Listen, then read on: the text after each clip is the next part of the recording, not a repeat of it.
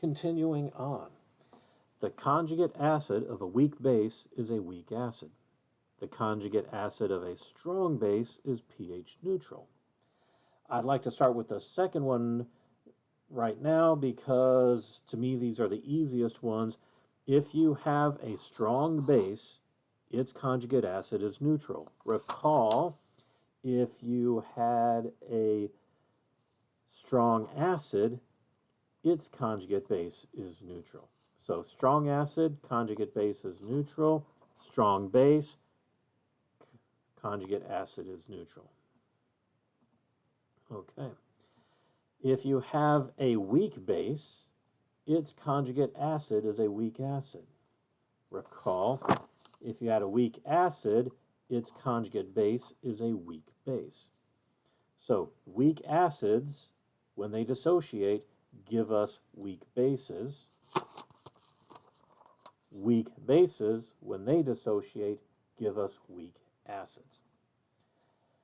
So let's look. NaOH, sodium hydroxide, we know that's a strong base.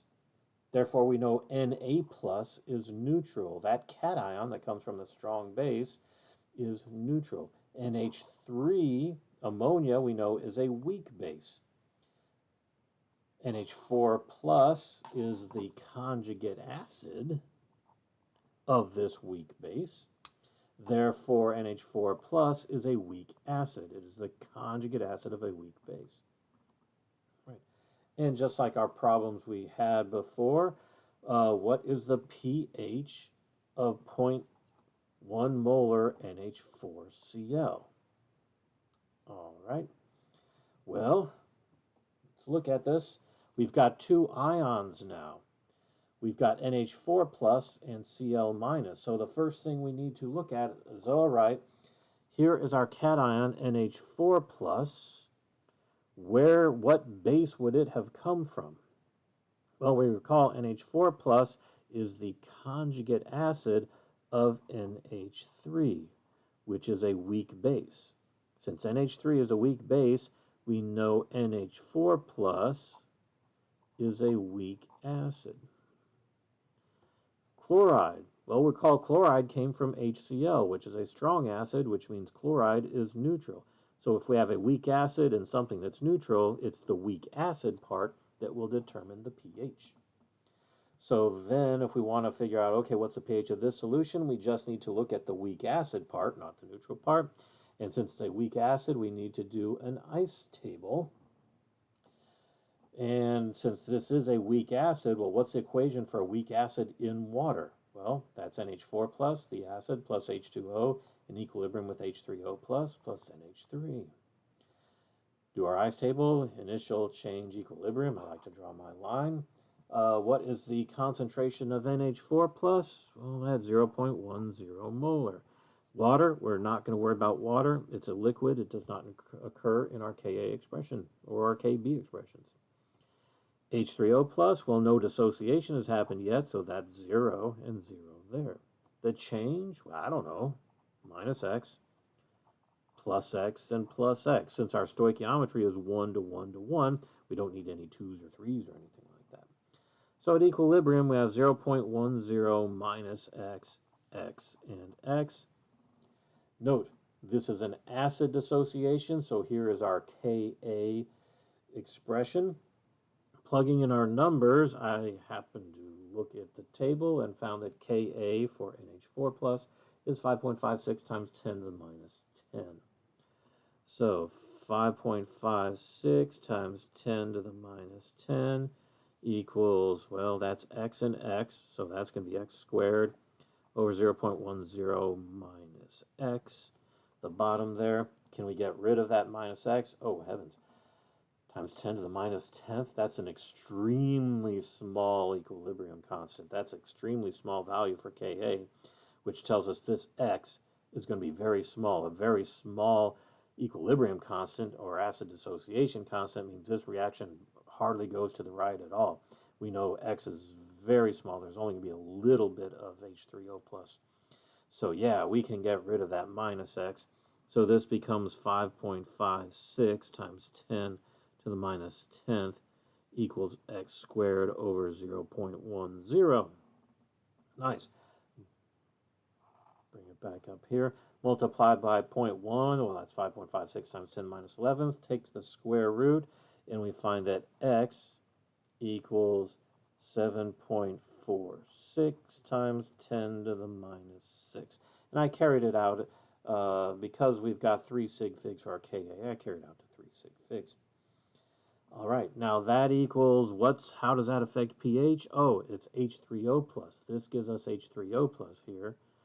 So we realize this is a concentration of H3O plus if we turn that into molarities, which we do, which means the pH is the negative log of this number. pH equals 5.137. That would be the pH of this solution of 0.1 molar NH4Cl. Recall, we don't have to worry about the chloride because it's neutral, because it's the conjugate base of a strong acid.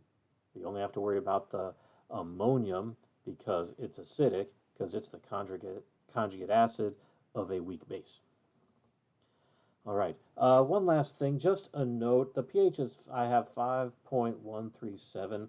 It turns out measuring the concentration of H3O plus, measuring this concentration of an aqueous proton, is not very easy to do. So even if you have a pH meter that says, oh, you put it in solution and it measures 5.137, that last significant figure on a pH meter is always kind of suspect. I personally think a good pH meter is going to do great to measure 5.13. It probably should round to 5.14 because theoretically, yes, through our calculation, this is 3 sig figs, but any decent pH meter still can't read that last number. So commonly, because of this, very commonly, pHs are only given to 2 significant figures, only 2 after the decimal place. Because, well, yeah, you could calculate that to be a 7 and that's significant. The truth is we can't measure that accurately.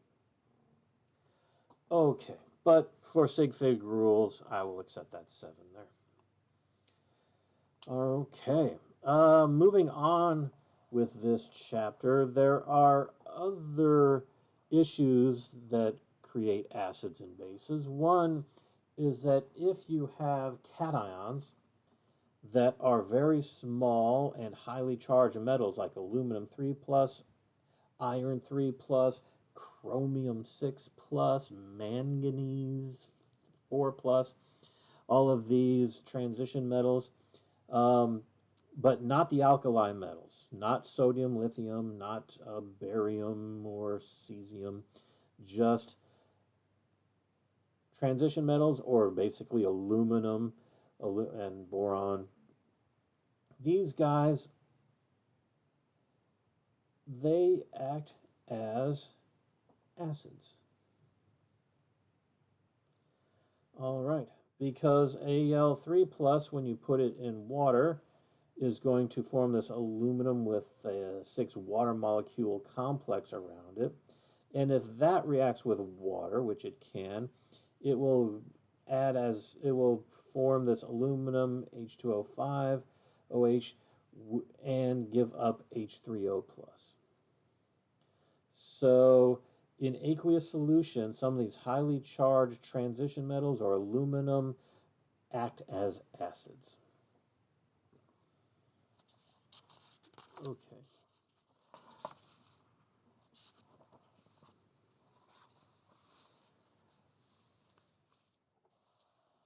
So we've already begun to look in it into classifying salt solutions as acidic or basic. Let's end this video here and then we'll go through some examples of classifying salt solutions as acidic, basic, or neutral.